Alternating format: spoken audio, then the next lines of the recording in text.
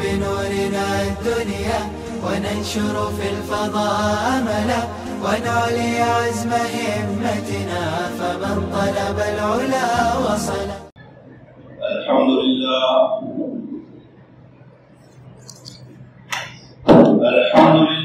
نحمده ونستعينه ونستغفره ونؤمن به ونتوكل عليه ونعوذ بالله من شرور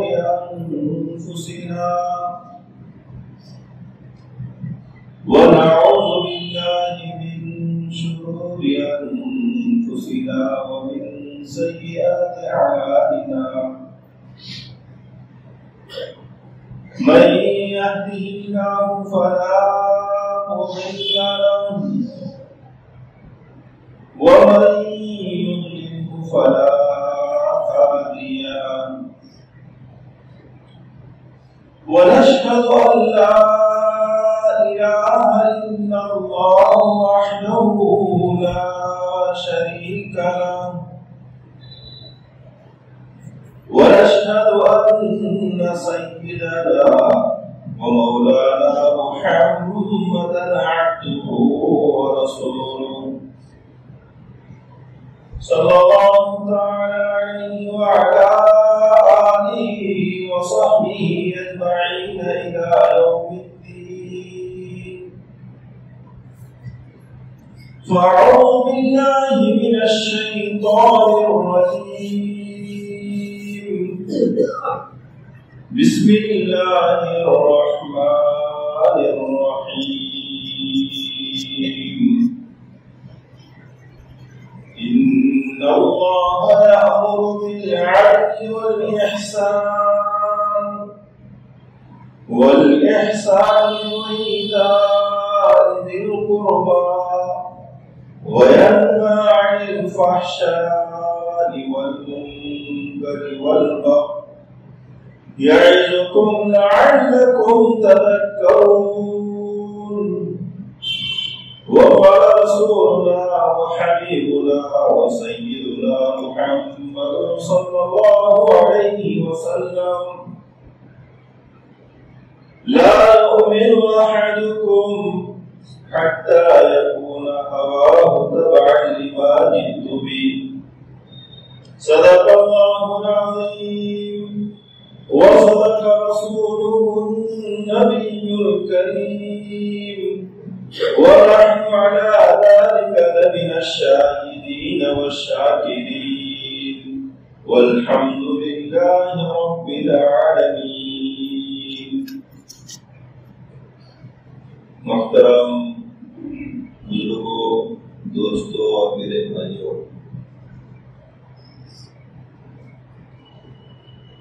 ایک لمبے عرصے کے بعد آپ حضرات کے مابین اللہ پاک نے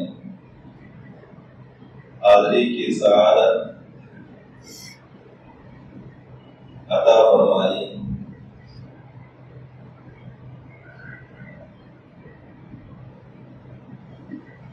میرے بھائیوں،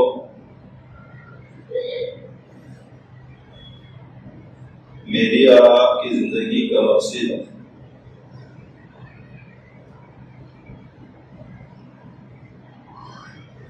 یہ ہے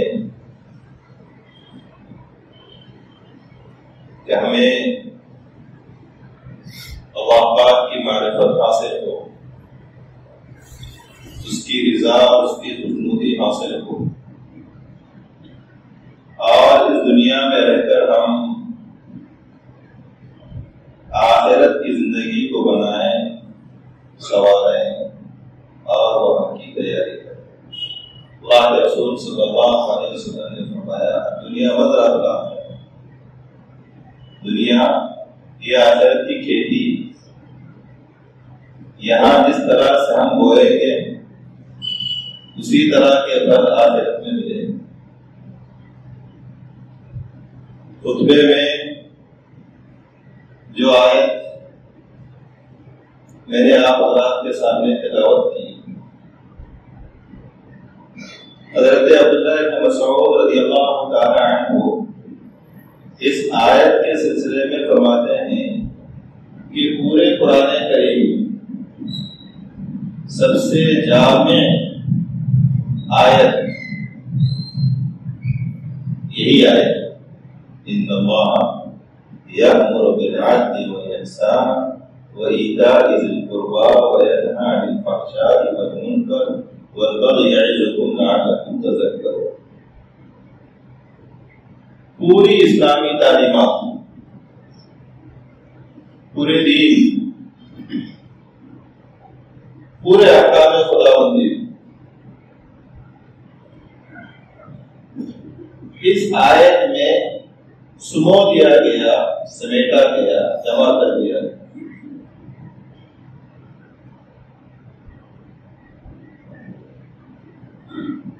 تین چیزیں اس میں اللہ نے کرنے کو فرمائی، اور تین چیزوں سے بنائی.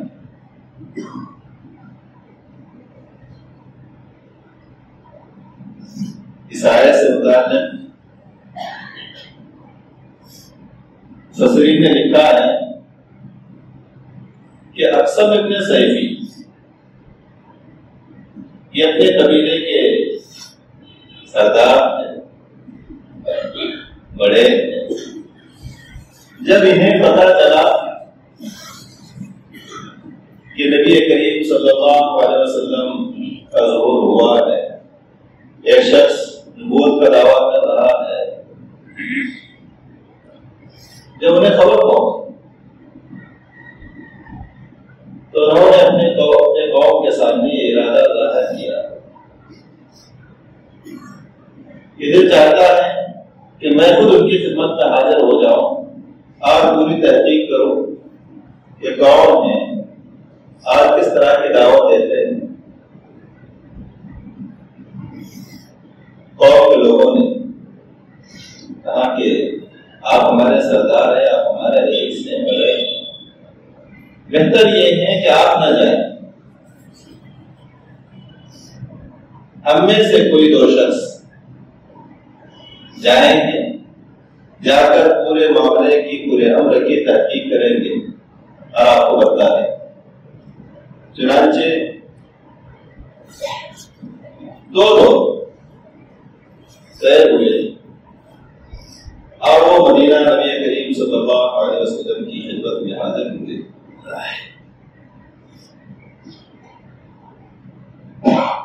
اور کہا کہ ہم اقسم ابن سیفی کے قاصد ہیں، انا رسل اقسم ابن سیفی، ہم ان کے قاصد ہیں اور ہمیں آپ سے دو سوال کرنے ہیں. من انت وما انت، آپ کون اور آپ کی حقیقت کیا ہے، آپ کا مشن کیا ہے. نبی کریم صلی اللہ علیہ وسلم نے فرمایا اما انا محمد بن عبد اللہ، میرے متعلق جو سوال ہے کہ آپ کون ہیں، اس کا جواب یہ ہے کہ میں محمد عبداللہ کا بیٹا ہوں. بس اپنی ذات کے متعلق آپ نے اپنا تعارف صرف دو کلموں میں کی، انا محمد بن عبداللہ، میں محمد عبداللہ کا بیٹا ہوں. اور اپنے مشن وما انت، آپ کی حقیقت کیا ہے، آپ کا مشن کیا ہے. آپ نے فرمایا عبد اللہ و رسول، میں اللہ کا بندہ ہوں. اسی سے ثابت ہوتا ہے کہ ہر انسان خدا کی بندگی کے لیے پیدا کیا گیا. میں اللہ کا بندہ ہوں اور اس کا رسول ہوں. اور پھر اس کے بعد آپ صلی اللہ علیہ وسلم نے اسی آیت کو تلاوت کی، ان اللہ یأمر بالعدل والإحسان. اپنے مشن کا تعارف آپ نے اس آیت کے ذریعے فرمایا کہ اللہ تین چیزوں کے کرنے کا حکم فرماتے ہیں اور تین چیزوں سے منع کرتے ہیں. وہ دونوں کہنے لگے کہ اس آیت کو آپ بار بار پڑھیے تاکہ ہمیں یاد ہو جائے اور پھر ہم اپنے سردار کو جا کر سنائیں۔ آپ بار بار اس آیت کو پڑھتے رہے یہاں تک کہ دونوں حضرات نے اس آیت کو یاد کر لیا اور بعد میں جا کر اصل میں سیفی کو یاد سنا پورا واقعہ۔ مجھے اصل میں یہاں سے یہ کہنا ہے کہ دو سوال، آپ کون ہیں اور آپ کا مشن کیا ہے؟ آپ صلی اللہ علیہ وسلم نے اپنے تعارف میں صرف دو کلمے فرمایا، محمد ابن عبداللہ، میں محمد عبداللہ کا بیٹا۔ اس سے کیا معلوم ہوتا ہے؟ اس سے یہ معلوم ہوتا ہے کہ آدمی کو اپنے ذات کا تعارف نہیں کرانا ہے، فوکس مشن پر رکھنا ہے۔ فرق اپنی تعریف اپنا تعارف نہ کرائے بلکہ اپنے مشن کو ہمیشہ پیش نظر رکھیں۔ مشن کے مطابق آپ نے 6 چیزیں ذکر کی، 3 چیزیں کرنے کی اور 3 چیزوں سے بنائیں۔ کیوں؟ افراد آج ہے کہ نہیں، اور مشن نبی کریم صلی اللہ علیہ وسلم کے زمانے سے چل رہا ہے اور قیامت تک کے چلتا رہے۔ دین نبی کریم صلی اللہ علیہ وسلم سے لے کر آج تک یہ چل رہا ہے، قیامت تک یہ چلے۔ افراد آئیں گے جائیں گے لیکن جو مشن ہے وہ رہے۔ اپنی ذات کو آپ پیش نظر نہ رکھے بلکہ ہمیشہ آپ نے اپنے مشن کو پیش نظر رکھے۔ اللہ کے رسول صلی اللہ علیہ وسلم کی جو وفات کی، عمر کھڑے اور کہا کہ جو کہے گا کہ محمد کی وفات ہوئی اس کا سر اس کے دل سے جدا کر دوں گا۔ محبت، عشق، عقیدت، یہ سننا بھی گوارا نہیں ہے کہ محبوب دنیا سے رخصت ہو گئی، لیکن حضرت ابوبکر صدیق رضی اللہ تعالیٰ عنہ منبر پر تشریف لائے اور آیت پڑھی وما محمد الا رسول قد خلت من قبله الرسل افإن مات او قتل انقلبتم على اعقابكم، کہ محمد صرف رسول ہے، قد خلت من قبله الرسل، اور ان سے پہلے بھی اللہ پاک کے بہت سے رسول اس دنیا میں آئے اور چلے۔ اگر محمد صلی اللہ علیہ وسلم کی وفات ہو جاتی ہے انقلبتم علی اعقابکم، تو کیا تم الٹے پیر پھر جاؤ گے، دین کو چھوڑ دو گے؟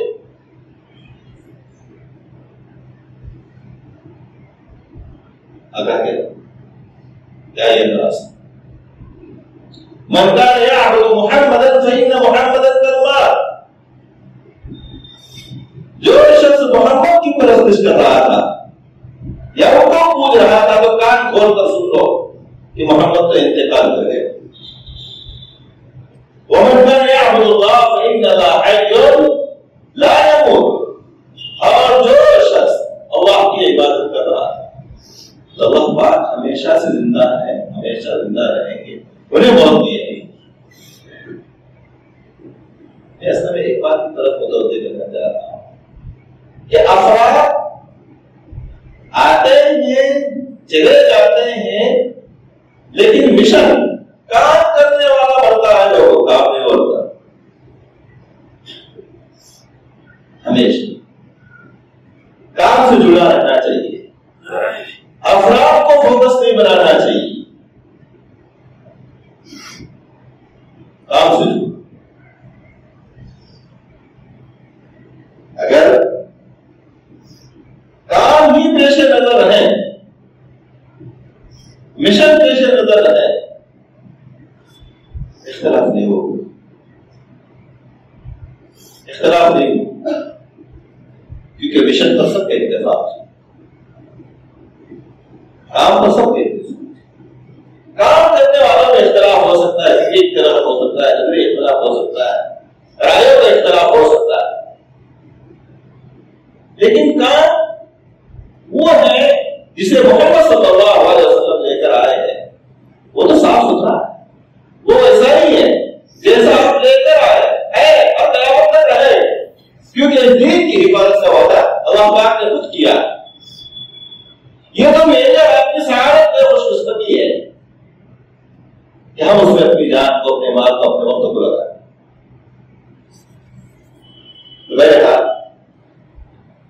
میں یہ کہوں گا کہ ہمیشہ کام کو پیش نظر رکھیں۔ اللہ کے رسول صلی اللہ علیہ وسلم سے دو سوال کیے گئے، میں آپ کو آپ نے کہا فرمایا محمد اللہ، اور مشن کے تعارف میں آپ نے پوری آیت تلاوت کی، ان اللہ یأمر بالعدل والإحسان وإيتاء ذي القربى وينهى عن الفحشاء والمنكر والبغي يعظكم لعلكم تذكرون۔ یہاں سے ہمیں یہ درس ملتا ہے، یہ سبق ملتا ہے کہ ذات اور افراد مقصود نہیں ہے، مقصود مشن ہے۔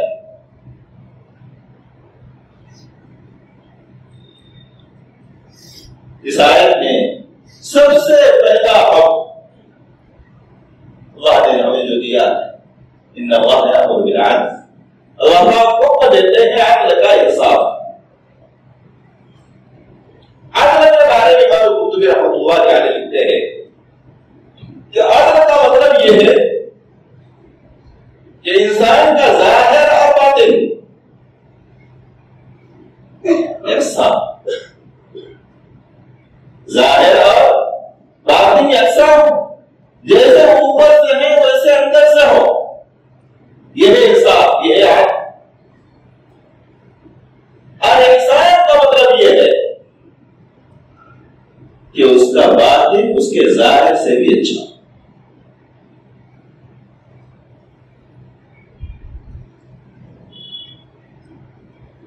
معاشرے پر، سماج پر، سوسائٹی پر نظر ڈالتے ہیں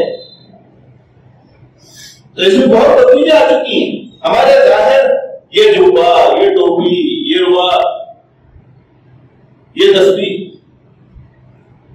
لیکن اندر پلٹ کے دیکھو معاملات، کیونکہ اللہ کے رسول صلی اللہ علیہ وسلم نے فرمایا کہ جو خیانت کرے، جو دھوکہ دے، جو جھوٹ بولے، وہ ہم میں سے نہیں ہے۔ ہمارا ظاہر کچھ ہے، باطن کچھ ہے، یہ عدل نہیں ہے۔ عدل کا مطلب یہ ہے کہ ہمارے ظاہر اور باطن میں یکسانیت ہے، اور احسان کا مطلب یہ ہے کہ ہمارا اندر کا باہر سے ملتا، باطن ظاہر سچ۔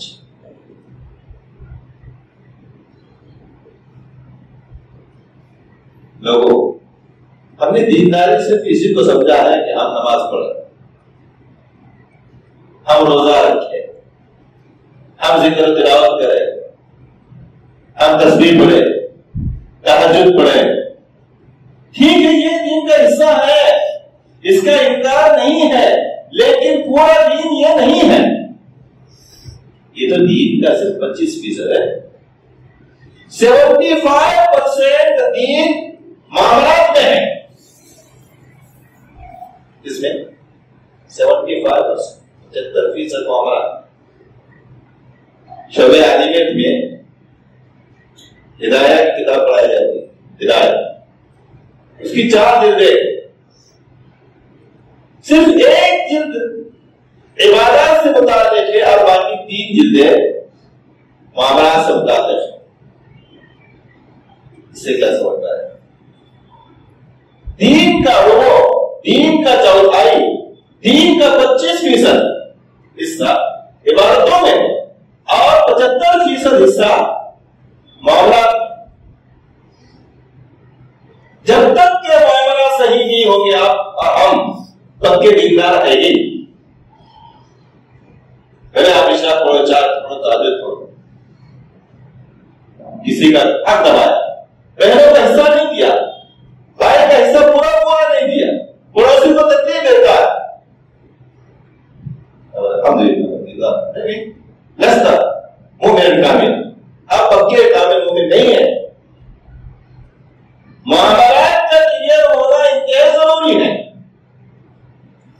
کیوں؟ اس لیے کہ عبادتوں کا تعلق لوگوں خالق سے، کس سے؟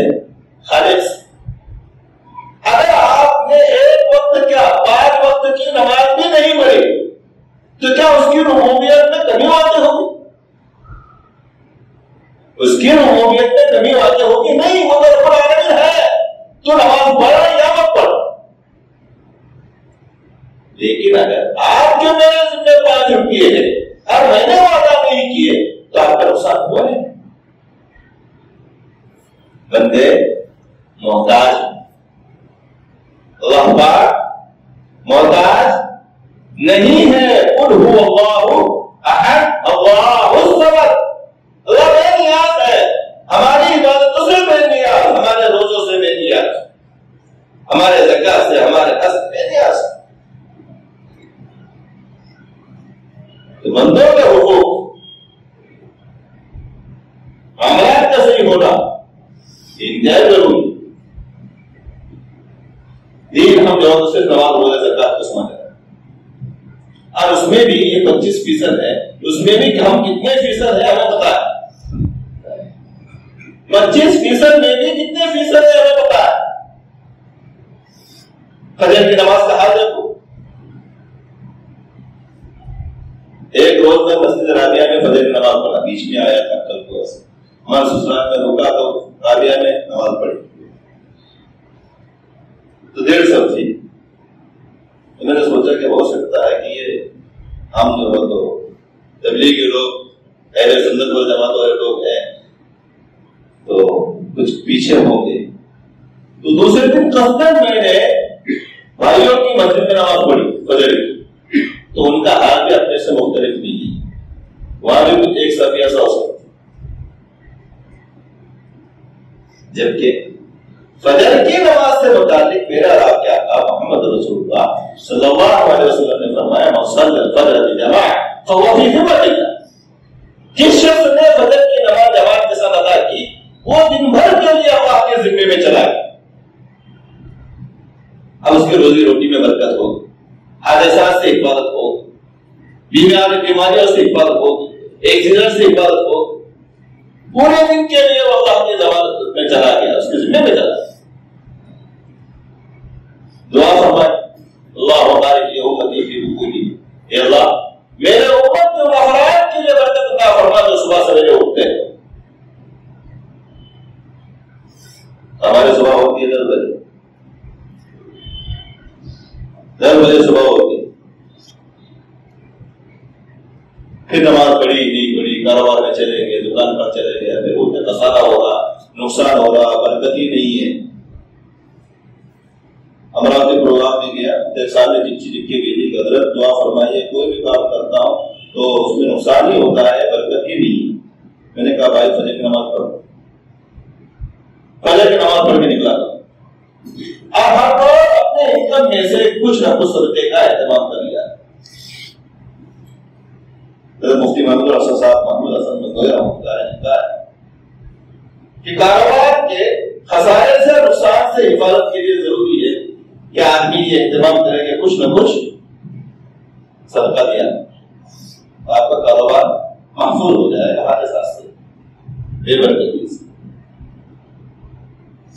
تو غرض یہ کہ اللہ پاک نے مجھے اور آپ کو حکم دیا ہے، تفسیر تو موقع نہیں ہے، وہ تو 6 چیزیں ویسے رہے گی۔ اللہ نے 3 چیزوں کے کرنے کا حکم فرمایا، انصاف، عدل۔ عدل اپنی ذات کے ساتھ بھی ہو، عدل اپنے خالق کے ساتھ بھی ہو، عدل اس کے مخلوق کے ساتھ۔ خالق کے ساتھ عدل یہ ہے لوگوں کہ ہم اس کی ذات سے ہونے کا یقین اپنے دل میں پیدا کریں، توحید، ہر شرک سے اپنے آپ کو بچا۔ العدل بین العبد وربہ، التوحید، وحدانیت، اللہ کے ایک ہونے کا یقین، اس کی ذات سے ہونے کا یقین۔ ہم بولتے تو ہیں لیکن جس قدر یقین، جس قدر بھروسہ اعتماد اللہ کی ذات پر ہونا چاہیے ویسا نہیں ہے۔ میرا رب کے آقا محمد رسول اللہ صلی اللہ علیہ وسلم نے فرمایا